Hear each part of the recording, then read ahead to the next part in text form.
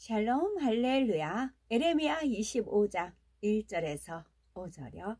유다의 왕 요시아의 아들 여호야김 넷째 해 곧 바벨론의 왕 르브가네셀 원년에 유다의 모든 백성에 관한 말씀이 에레미야에게 임하니라. 선지자 에레미야가 유다의 모든 백성과 예루살렘의 모든 주민에게 말하여 이르되, 유다의 왕 아몬의 아들 요시아의 왕 13째 해부터 오늘까지 23년 동안 여호와의 말씀이 내게 임하기로 내가 너희에게 꾸준히 일렀으나 너희가 순종하지 아니하였느니라. 그러므로 여호와께서 그의 모든 종 선지자를 너희에게 끊임없이 보내셨으나 너희가 순종하지 아니하였으며 귀를 기울여 듣지도 아니하였도다. 그가 이르시기를 너희는 각자의 악한 길과 악행을 버리고 돌아오라. 그리하면 나 여호와가 너희와 너희 조상들에게 영원부터 영원까지 준 그 땅에 살리라. 아멘. 제목은 악행에서 돌이키라 입니다. 이스라엘 역사를 살펴보면 그들이 평안할 때에는 하나님 섬기기를 게을리 하다가 어려움이 닥치면 다시 하나님 찾기를 반복하는 것을 발견할 수 있습니다. 하나님께서는 이러한 이스라엘 백성들을 바른 길로 이끄시기 위해 선지자들을 보내 악행에서 돌이키도록 일깨워 주셨습니다. 남유다 왕국 말기 요시아 왕 때부터 활동한 에레미야는 평생 독신으로 살면서 하나님의 뜻을 전했습니다. 오랫동안 하나님을 배반하고 우상을 섬기며 율법을 무시해온 백성을 향해 죄를 회개하지 않으면 나라가 망하고 백성은 포로로 잡혀갈 것을 예언하였지요. 당시 북이스라엘 왕국은 이미 아수르에 의해 멸망한 후였습니다. 그런데 남유다 왕국마저 그 악행 때문에 망하게 되었으니 에레미야가 이를 안타까워하며 악행에서 돌이켜야 할 것을 선포한 것이지요. 하나님께서 유다 왕국에 진노하신 것은 바로 간음 때문이었습니다. 영적으로 간음은 하나님의 자녀가 하나님보다 다른 것을 더 사랑하고 섬기는 것을 말합니다. 이 외에도 남유다 백성은 갖가지 죄를 지었습니다.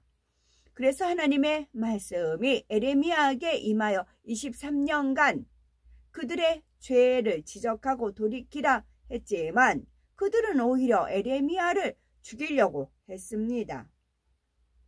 하나님을 믿는다는 사람 중에도 말씀대로 행치 않고 자기 마음대로 사는 사람이 얼마나 많습니까?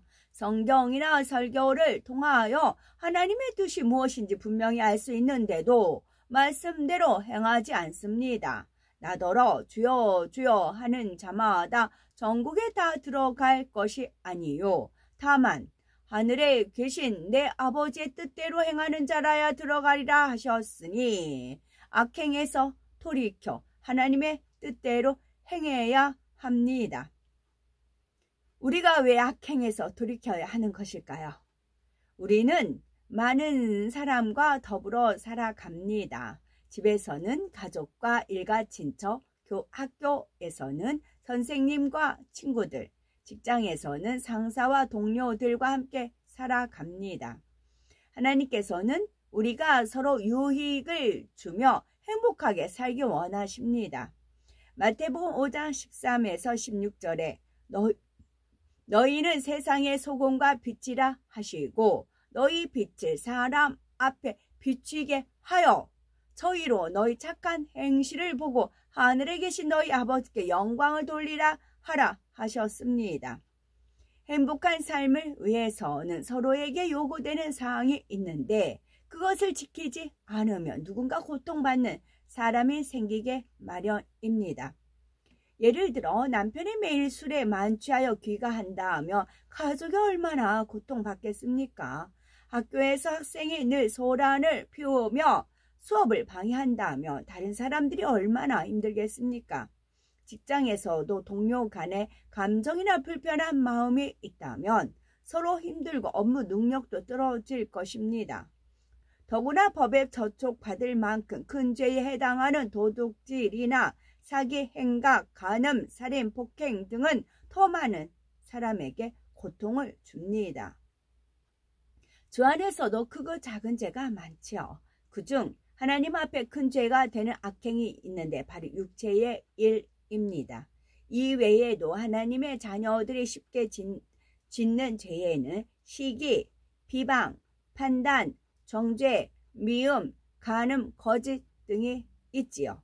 기도하지 않는 것도 쉽게 짓는 죄 중에 하나이고요. 하나님께서는 쉬지 말고 기도하라, 깨어 기도하라 말씀하셨습니다.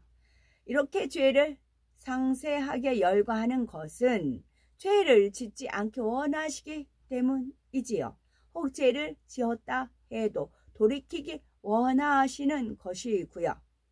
만일 이러한 죄에서 돌이키지 않으면 이런저런 고통과 연단, 시험, 환란이 따릅니다. 그리고 현저한 육체의 일, 곧 음행과 호세, 우상 숭배, 분쟁, 방탕함 등의 죄를 계속 지어 나가면 죄의 싹은 사망이라고 한 대로 구원받지 못합니다.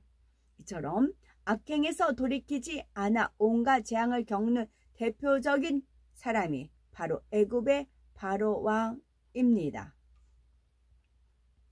이스라엘 백성이 애굽에서 종살이를 하고 있었을 때입니다. 하나님께서는 이 백성들의 부르짖음에 응답하심으로 모세를 그들의 구원자로 보내십니다. 즉 모세를 지도자로 세워 이스라엘 백성을 애굽 땅에서 이끌어내어 젖과 꿀이 흐르는 가나안 땅으로 인도해 주시려는 것입니다. 이에 모세와 아론은 바로 왕에게 하나님의 이적을 보여주며 하나님께서 자신들을 보내셨음을 알려주지요. 그래도 모세의 말을 듣지 아니하므로 하나님께서는 바로 왕이 깨닫고 돌이킬 수 있도록 애굽에 열 재앙을 내립니다. 애굽의 하수 물이 피가 되게 하는 재앙으로 시작하여 개구리 재앙, 이의 재앙, 파리떼의 재앙, 악질의 재앙, 독종의 재앙, 우박의 재앙, 메뚜기 재앙, 흑암의 재앙, 창사의 재앙으로 생명까지 거두어가는 열 재앙을 당하였지요.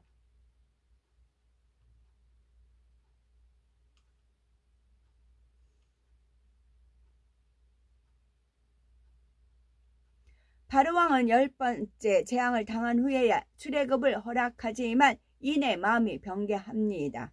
하나님께서는 이미 바로왕의 마음이 또 변할 것을 다 아셨기 때문에 이스라엘 자손이 급히 출발할 수 있도록 준비시켜 주셨지요. 온 애굽 사람들도 이제는 이스라엘 자손들이 어서 떠나가 주기를 바랐습니다. 그런데 막상 이스라엘 자손이 다 떠나자 바로는 또다시 마음이 바뀌어 부랴부랴 병거를 타고 이스라엘 백성의 뒤를 쫓아갔습니다. 그 결과 홍해를 건너던 애굽 군대는 병거와 함께 모두 수장되고 말았지요. 만일 바로왕이 하나님 말씀을 듣고 곧바로 이스라엘 백성을 놓아주었더라면 화를 당하지 않았을 것입니다. 여러 재앙으로 고통받지도 사랑하는 이들과 많은 생축, 재물과 병사를 잃지도 않았겠지요. 여기서 우리는 무엇을 깨우쳐야 하는 것일까요? 하나님의 뜻을 알고 그에 순종하면 축복이요. 그렇지 않으면 재앙이 임한다는 것입니다. 하나님께서 돌이키라 하실 때에 금방 돌이키면 손실이 적지만 시간을 끄는 만큼 많은 손실을 입습니다.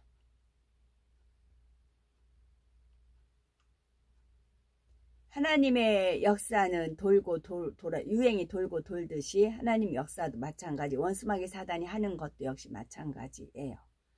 그래서 여기서 이제 이 말씀 쭉 읽던 중에 제 마음에 그냥 이제 은혜 가운데 임하는 것은 여기서 열 재앙 그랬어요. 열 재앙, 어휘를 살펴봐요.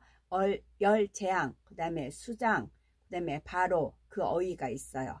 여기서 하나님께서 저한테 이제 주시고자 하는 아버지 하나님의 그 마음 뜻이 있으셨어요. 읽던 중에. 자, 열재앙은 우리가 휴거되면 이 땅은 이제 7년 환란을 겪고 막판에는 이제 핵전쟁 있죠. 우리 안에 핵이 있어요. 우리는 영으로 해대서 부활체로 가지만 이 땅에는 육이잖아요. 육의 세상에는 핵전쟁이 있어요. 핵의 열이에요. 열재앙이 있어요. 핵전쟁, 열재앙이 있어요. 그 다음에 수장되고 말았지요. 그랬어요. 수장, 자기가 머리인 사람들 휴거가 안 돼요. 그리스도가 머리, 예수 그리스도가 머리예요. 우리는 각 지체예요. 그러면 교회에서 나름대로 열심히 주여줘야 하지만 자기가 머리인 사람이 있어요.